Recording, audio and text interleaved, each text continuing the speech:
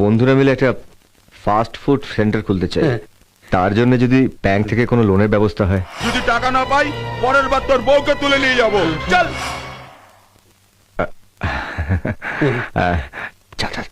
তুই যা চল। ঠিক আমি কি বলবো বল না তুই।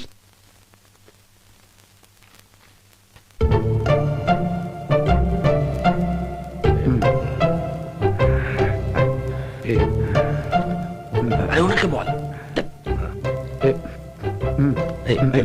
আমি দাঁড়া দাঁড়া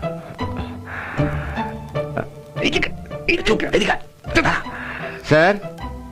ইয়েস, নমস্কার। What do you want? কি চান আপনি?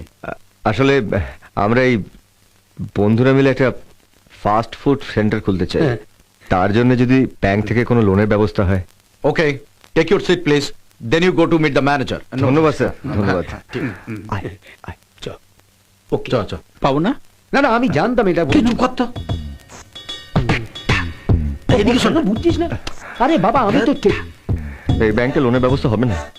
সামনের দিকে তাকিয়ে দেখ না। তাকিয়ে দেখ। ওরে বাবা, দেখলেই বের করে দেবে। পুলিশেও দিতে পারে। চল এখান থেকে। ওদিকে দে। তাড়াতাড়ি একটু করো, খাবারগুলো তাড়াতাড়ি তরকারি দাও। দুটো তরকাও তৈরি করো, বুঝলে? হ্যাঁ, এক তরকা কিন্তু। ঠিক আছে। হ্যাঁ, এই নিন আপনি। আপনাদের আর কিছু দেবো? আচ্ছা আচ্ছা আচ্ছা। দেখেছিস তো কার সঙ্গে ঝামেলা করেছিস? কি করে বুঝবো যে ও ব্যাংকের ম্যানেজার? ঝামেলা না থাকলে না টাকাটা পাওয়া যেত।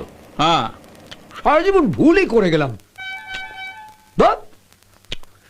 কিছু হবে না মানে বগাস বগাস।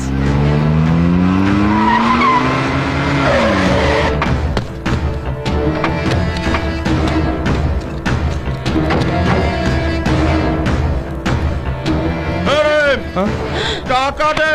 বাবু, হাতে এখনো টাকা পাইনি, অবস্থা খুব খারাপ। এই ভাঙা রেকর্ডটা 3 বছর ধরে শুনছি। জামা কাপড় পরছিস, বিবি বাচ্চাকে খাওয়াচ্ছিস, আর আমাদের টাকা দেওয়ার কথা মনে থাকে না শালা?